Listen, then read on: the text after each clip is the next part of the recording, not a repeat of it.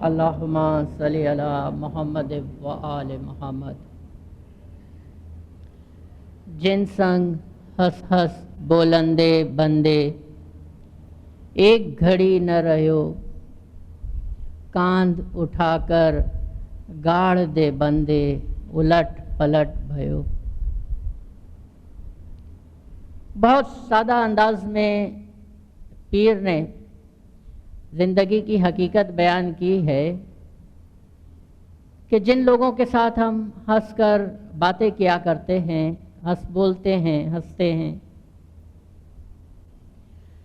جن کے ساتھ ہم اپنی خوشیاں شیئر کرتے ہیں، جن کے ساتھ جن کے کندھوں پر سر رکھ کر ہم آنسو بہاتے ہیں، اپنے مشکل لمحات جن کے ساتھ بانٹتے ہیں، جن کے ساتھ ہم ایسا لگتا ہے کہ الگ ہوں گے تو رہ نہ پائیں گے، ایک وقت آتا ہے جب ان کا بلاوا آتا ہے تو وہی ہمیں چھوڑ کر چلے جاتے ہیں اور ہم خود اپنے کندھوں پر ڈال کر مٹی میں الٹ پلٹ کر ڈال دیتے ہیں۔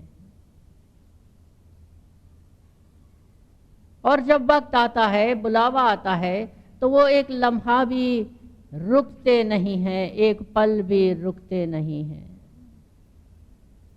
یہ دیندارو اس دنیا کی حقیقت ہے اور ہم اس کا مشاہدہ، اس کا آبزرویشن اپنی ڈیلی لائف میں کرتے رہتے ہیں۔ امام علی علیہ السلام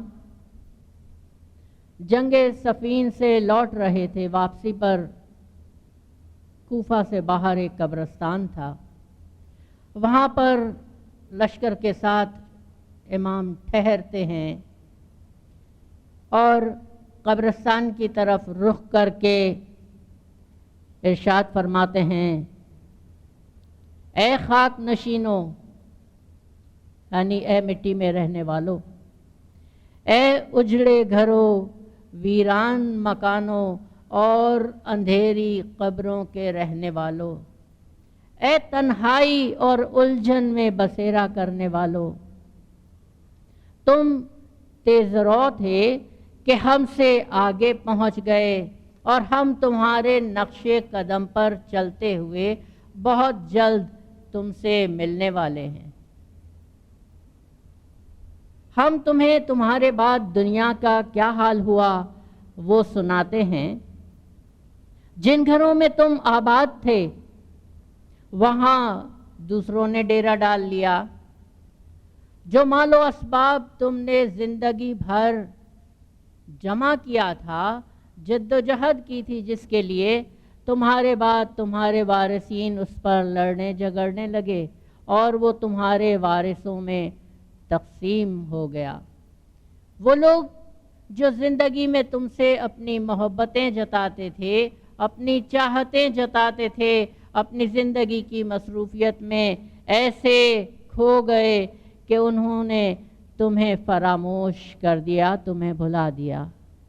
پھر امام گویا ہوتے ہیں کہ یہ تو اس دنیا کی خبر ہم نے سنائی، اب ذرا تم بتاؤ کہ تمہارے وہاں کی کیا خبر ہے، کیا حال ہے۔ یہ سوال پوچھنے کے بعد امام اپنے اصحاب کی طرف رخ کرتے ہیں، ساتھیوں کی طرف، اور ارشاد فرماتے ہیں کہ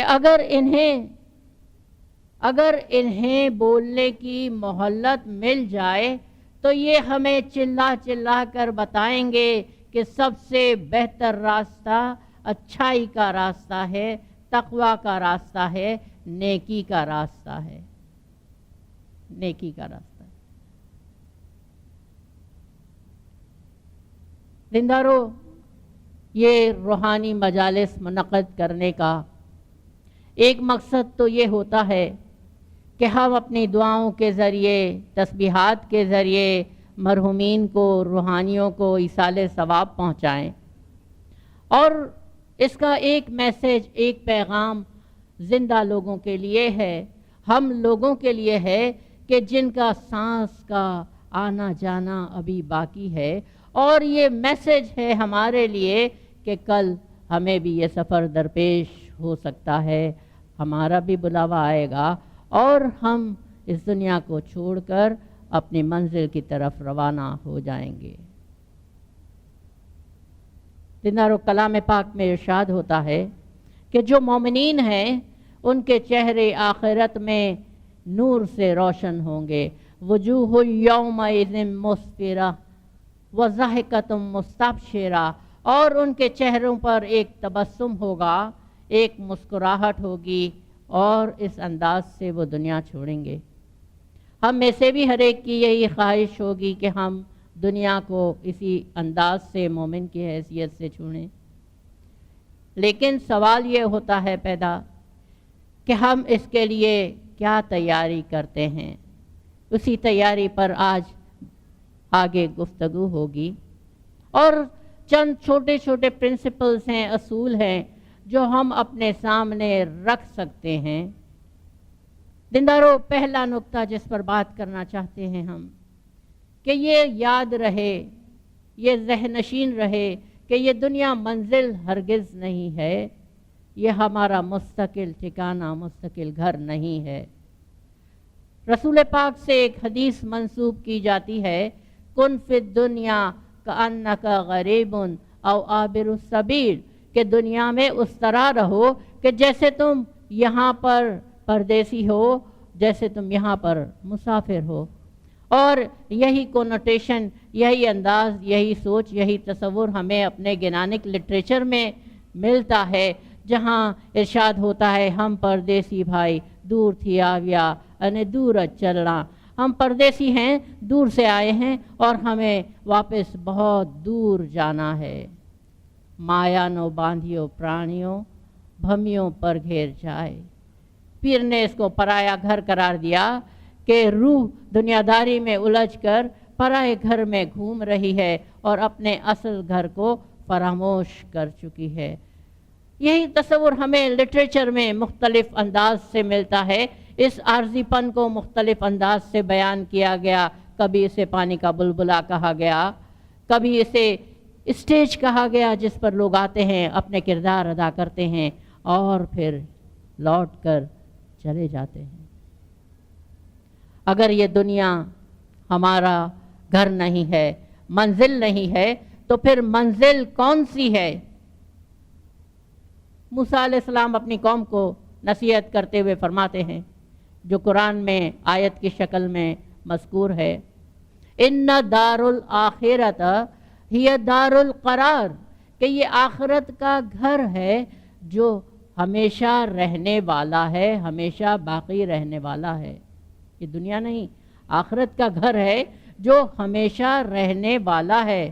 اور ہم بھی جب کسی کے وفات پانے کی خبر سنتے ہیں تو بے اختیار ہمارے زبان پہ آ جاتا ہے فکرہ ان للہ و انا الیہ راجعون، کہ ہم اللہ کی طرف سے ہیں اور واپس اسی طرف ہمیں لوٹ کر جانا ہے۔ تو اس واپسی کے سفر کے لیے ہم نے اس گھر کے لیے جسے دار القرار کہا گیا، جس کو پرماننٹ ٹھکانہ قرار دیا گیا، ہم کس حد تک اپنے آپ کو تیار کر پائے ہیں؟ ہمیں اگر ایک ملک سے دوسرے ملک جانا ہو، ایک شہر سے دوسرے شہر جانا ہو، تو ہم مہینوں سے اس کی تیاری کرتے ہیں، ہر طرح کی چیزیں جمع کرتے ہیں، معلومات لیتے ہیں کہ ہم جس ملک میں جا رہے ہیں وہاں کا موسم کیسا ہوگا، اس کے حساب سے ہم اپنے ڈریسز سلواتے ہیں کہ وہاں یہ ڈریس ہمیں کام آئیں گے، کون سی کرنسی وہاں چلتی ہوگی، اس کے حساب سے تیاری کرتے ہیں، موسم کے حساب سے تیاری کرتے ہیں، چھوٹی بڑی چیزیں جمع کرتے ہیں، بیگ تیار کرتے ہیں کہ ہمیں وہاں جانا ہے۔ تو اس گھر میں جہاں ہمیں ہمیشہ رہنا ہے، اس طرف جانے کے لیے بھی کیا ہم نے کچھ سامان سفر تیار کیا ہے؟ وہ کہتے ہیں جوانی میں عدم کے واسطے سامان کر غافل، مسافر شب سے اٹھتے ہیں جو جانا دور ہوتا ہے۔ اگر کسی شہر ہمیں ٹریولنگ کرنی ہو تو رات بھر ہمیں نیند نہیں آتی کہ صبح ہماری فلائٹ ہے، تو یہ تو ہمیں بہت دور جانا ہے، اس کے لیے کیسے تیاری کریں؟ اگر یہ نقطہ، یہ بات ہمارے ذہن نشین ہو گئی کہ یہ دنیا منزل نہیں، تو ہم کہہ سکتے ہیں پہلا زینہ ہم نے اس کا عبور کیا۔ اب اس کی تیاری کے لیے، اگر یہ منزل نہیں ہے، منزل ہماری آخرت ہے، تو یہ دنیا کیا؟ تو دنیا میں ہمیں مذہب جو ہے وہ راستہ ہے جس پر چل کر ہم اس گھر کی طرف پہنچ سکتے ہیں اور اپنی تیاری کر سکتے ہیں۔ بلکہ دیندار مذہب کا اگر لغوی مطلب دیکھا جائے عربی میں، تو مذہب کے معنی ہی یہ ہوتے ہیں وہ راستہ جس پر چلا جائے۔ پریکٹس آف فیتھ کی بات کرتے ہیں۔ مذہب ہمیں ہماری روح کو تیار کرنے میں مدد کرتی ہے کہ ہم اس کو اس کے اصل گھر میں، اصل مقام تک پہنچائیں۔ جب مذہب کی بات کرتے ہیں بہت ساری چیزیں اس میں آ جاتی ہیں۔ مولانا حاضر امام نے لندن میں ارشاد فرمایا تھا مذہب کی طرف جو رویہ ہو سکتا ہے۔ امام ویسٹرن سوسائٹیز کا ذکر کرتے ہوئے کہتے ہیں کہ بہت سے معاشروں میں یہ ٹینڈنسی ہے کہ وہ مذہب میں اوور مٹیریلزم کی وجہ سے، کہ مذہب کی طرف اس وقت رجوع کیا جاتا ہے جب کوئی بچہ جنم لیتا ہے یا کوئی شخص وفات پا جاتا ہے، تو اس کی رسومات ادا کرنے کے لیے مذہب کی طرف رجوع کیا جاتا ہے۔ پھر امام نصیحت کرتے ہوئے فرماتے ہیں make faith part of your every day life, اپنے عقیدے کو اپنی زندگی کا حصہ بنائیں، اس کو مخصوص اوقات کے لیے مت رکھیں بلکہ اس کو اپنی زندگی کا حصہ بنائیں۔ I want to say to my spiritual children، ہم اپنے روحانی بچوں سے یہ فرمانا چاہتے ہیں کہ let this not happen to murids of my جماعت، ہماری جماعت کے مریدوں کے ساتھ ایسا نہیں ہونا چاہیے، ایسا نہیں ہونا چاہیے کہ مخصوص موقعوں کے لیے ہم مذہب کو یا مذہب کی ہدایت کو، تعلیمات کو سنبھال کر رکھیں۔ مذہب کے متعلق مختلف رویے ہو سکتے ہیں۔ ایک رویہ یہ ہو سکتا ہے کہ ٹھیک ہے، جس طرح بزنس سے میرا تعلق ہے، دکان سے تعلق ہے، جاب سے میری پروفیشنل ریلیشن شپ ہے، اسی طرح جماعت خانے آتا ہوں وہ میری مذہب سے تعلق ہے۔ جبکہ دوسرا طریقہ یہ ہو سکتا ہے، دوسرا اپروچ یہ ہو سکتا ہے کہ ہماری تمام تر ایکٹیویٹی، تمام تر سرگرمیاں، اس میں مذہب کی تعلیمات جھلکتی ہوں، اس کا ریفلیکشن موجود ہو، اور ایک لمحے کے لیے بھی وہ ہمارے دل سے، ہمارے خیالات سے اوجھل نہ ہو۔ تبھی امام بار بار ریپیٹ فرماتے ہیں کہ ایک لمحے کے لیے، ایک سیکنڈ کے لیے بھی اگر وقت ملے تو یا اللہ، یا علی، یا محمد کے نام کی تسبیح پڑھیں۔ کیوں؟ ایمان سے ہمارا تعلق روحانی تعلق ہے، اور وہ تعلق، وہ رشتہ مضبوط رہے، برقرار رہے اور اس کی یاد دہانی ہوتی رہے، تو اس کا ایک طریقہ بتاتے ہیں امام کہ اس تعلق کو، سمبند کو فراموش مت کر دینا۔ مذہب پر عمل کرنے کے لیے ہمیں کسی کرائسس کا ویٹ کرنے کی تو ضرورت نہیں ہے۔ ایک چھوٹی سی مثال پڑھنے کو ملی، ایک ایگزامپل شیئر کرتے ہیں۔ دو رویے ہو سکتے ہیں۔ گاڑی ڈرائیو کرتے ہیں، گاڑی میں ایک سپیئر ویل ساتھ ہوتا ہے ہمارے، سپیئر ویل کو ہم اس وقت نکالتے ہیں جب کوئی ٹائر برسٹ ہو جائے، تو ہم سپیئر ویل کی طرف رجوع کرتے ہیں کہ یہ مشکل آ گئی، اب سپیئر ویل نکال کر ہم اس کی جگہ پہ لگا سکتے ہیں۔ دوسرا ایک یہ رویہ ہو سکتا ہے کہ کرائسس کے وقت ہمیں یاد آئے، مشکل کے وقت، کسی کام کے وقت۔ دوسرا یہ ہو سکتا ہے کہ ایک گاڑی کے اندر سٹیئرنگ ہوتا ہے جو ہمارے پورے سفر کے دوران اس گاڑی کو کس طرح جانا ہے، کہاں جانا ہے، ہماری ایک طرح سے رہنمائی بھی کرتا ہے اور ہمارے پورے سفر کو صحیح راستے پر رواں دواں رکھتا ہے ہر وقت۔ تو مذہب ایک سپیئر ویل تو نہیں ہو سکتا، ہاں یہ ایک سٹیئرنگ ضرور ہو سکتا ہے کہ جو ہمیں زندگی کی سرگرمیوں میں گائیڈ کرتا رہے اور ہم آگے بڑھتے رہیں۔ دیندارو، اس کے ساتھ ساتھ مذہب ایک اور تعلق ہمیں بتاتا ہے، وہ انسان کا انسان کے ساتھ تعلق ہے۔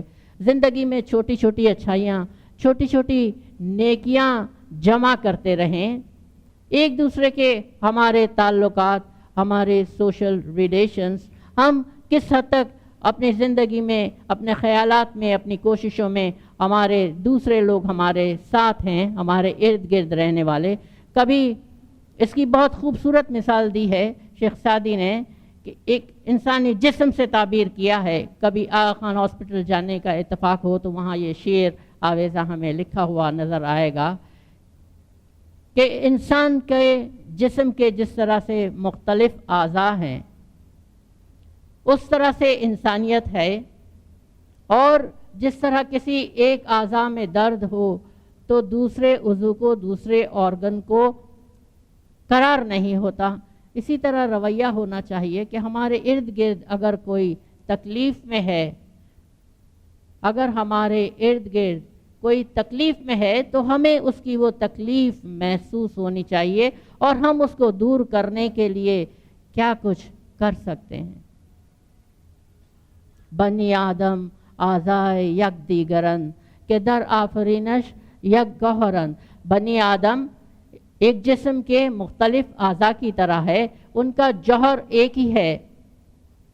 چو عضوہا مبتلا بدرد آورد روزگار، دیگر عضوہا را نماند قرار، کہ اگر ایک حصے میں تکلیف ہو تو دوسرے حصے میں بھی قرار نہیں ہوتا۔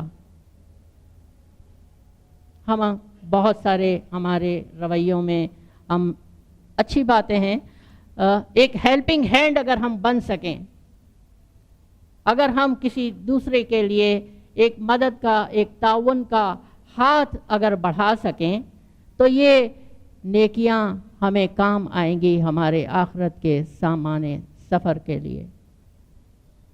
زندگی کے دوران انسان کہتے ہیں خطا کا پتلا ہے، اور کچھ غلطیاں بھی ہم سے ہو سکتی ہیں، کچھ کوتاہیاں ہو سکتی ہیں، تو اس کے لیے ایک بہت خوبصورت تصور توبہ کا تصور ہے۔ جب ہمیں یہ ریئلائزیشن ہو تو ہم اس توبہ کا در ضرور کھڑکھڑائیں، اور اللہ تعالیٰ فرماتے ہیں هو الذی یقبل التوبہ من عبادہ ویعفو عن السیئات، کہ وہ ضرور اپنے بندوں کی توبہ قبول کرتا ہے اور ان کے گناہ معاف کر دیتا ہے، معاف کر دیتا ہے۔ توبہ کے تصور کی موجودگی اس بات کی دلیل ہے کہ انسان سے غلطی ہونا فطری ہے، لیکن اچھائی کی بات یہ ہے کہ اس غلطی کی ریئلائزیشن ہو تو اس کی معافی مانگ لی جائے۔ حضرت علی علیہ السلام توبہ کی قبولیت کے لیے 6 شرائط بتاتے ہیں۔ پہلی کہ جس غلطی کا ارتکاب کیا جائے اسے واپس نہ دہرایا جائے۔ دوسرا، جس کو تکلیف پہنچائی ہے اس سے معافی مانگی جائے۔ جس کا حق چھینا ہے اسے واپس لوٹایا جائے۔ جس فرض سے غفلت برتی ہے وہ فریضہ ادا کر دیا جائے، اور اپنے نفس کو اللہ کی پیروی پر لگایا جائے۔ اگر اس طرح توبہ کرتا ہے کوئی شخص تو وہ گویا ایسا ہے کہ اس نے کبھی غلطی کی ہی نہیں ہے، کی ہی نہیں ہے۔ اب یہاں بھی 2 پہلو سامنے آتے ہیں۔ ہم خدا کے سامنے بڑی آسانی سے توبہ کے لیے تیار ہو جاتے ہیں، ہم بہت بلند آواز میں بھی کہہ دیتے ہیں مکی صاحب کے پاٹ پر آ کر کہ توبہ توبہ تقصیردار بندو سر تپا گنہگار، لیکن کسی اور کی اگر ہم سے کوئی غلطی ہوئی ہے، کسی اور کو ہم نے کوئی تکلیف پہنچائی ہے، دکھ دیا ہے، تو ہم توبہ مانگتے ہوئے کچھ ہچکچاتے ہیں، ہماری ایگو بہت بڑی ہو جاتی ہے، ہمیں ایسا محسوس ہوتا ہے کہ میں تو چھوٹا ہو جاؤں گا، میری انسلٹ ہو جائے گی، میرا بھرم ٹوٹ جائے گا، میں کیسے اس سے جا کر معافی مانگوں، کیسے جا کر معافی مانگوں اس سے۔ ایک ہی ماں باپ کے فرزند، ایک ہی ماں کی کوکھ سے جنم لینے والے چھوٹی سی بات پر خفا ہو جاتے ہیں اور زندگی بھر قطع تعلق کر لیتے ہیں، بات چیت نہ کرنے کا تہیہ کر لیتے ہیں، اتنی نفرتیں جمع کر لیتے ہیں ہم بعض اوقات اپنے دل میں۔ امام فرماتے ہیں کہ یہ ہمارا طریقہ تو نہیں۔ اسلام is not a faith of pain, it is not a faith of hatred, it is not a faith of anger۔ اسلام نفرتوں کا دین نہیں، اسلام تکلیف کا دین نہیں، اسلام غصے کا دین نہیں ہے۔ زندہ رو زندگی میں آبزرو کریں ہم تو کوئی شخص اگر اس کا آخری وقت قریب ہو تو ہماری یہ پریکٹس ہوتی ہے، گھر والوں کی یہ کوشش ہوتی ہے کہ رشتہ داروں کو، سب کو، دوست برادر کو جمع کیا جائے اور ایک دوسرے سے معافی مانگ لی جائے آخری وقت میں۔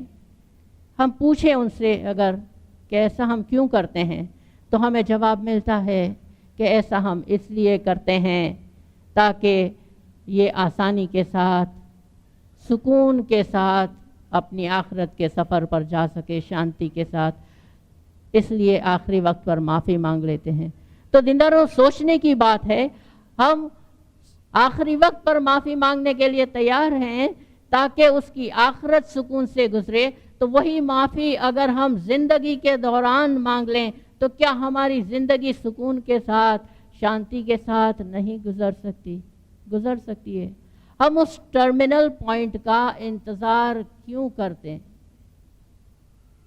ہم اس ٹرمینل پوائنٹ کا انتظار کیوں کرتے ہیں؟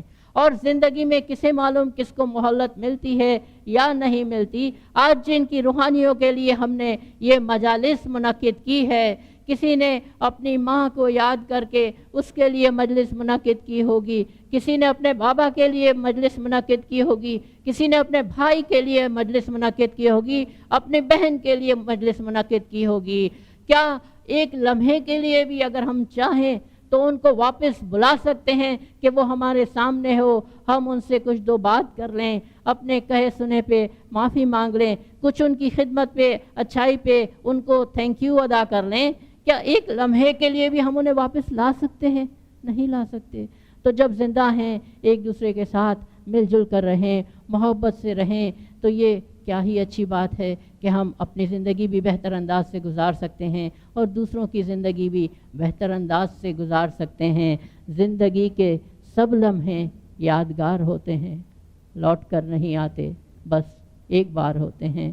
زندہ رو آخری بات اس حوالے سے یہ کہ اللہ کی رحمت سے کبھی مایوس مت ہونا۔ لا تیأسوا من روح اللہ، اللہ کی ذات سے مایوس مت ہونا۔ اس کی رحمت اس کے غضب سے کہیں کہیں زیادہ ہے۔ اور جب ہم اناؤنسمنٹ کرتے ہیں، ابھی ہم نے اناؤنسمنٹ سنا کہ مسٹر سو اینڈ سو مولا کی رحمت میں پہنچے ہیں، اگر ہمیں یقین ہے کہ مرنے کے بعد مولا کی رحمت میں پہنچے ہیں تو پھر ہمیں کسی قسم کا ڈر، خوف یا جھجک نہیں ہونی چاہیے۔ ایک اچھے سادہ طریقے سے مومن کی حیثیت سے زندگی گزارنے کی کوشش کریں گے تاکہ ہماری دنیا کے ساتھ ساتھ آخرت کے سفر پر بھی ہم کامیابی سے رواں دواں ہوں۔ صلوات پڑھیں، اللہم صلی علی محمد وآل محمد۔ Subscribe us at www.youtube.com/srayemani.